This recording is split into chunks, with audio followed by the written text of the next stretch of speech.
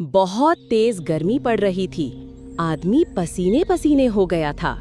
गुस्से में आके उसने कूलर को उठा के पटक दिया।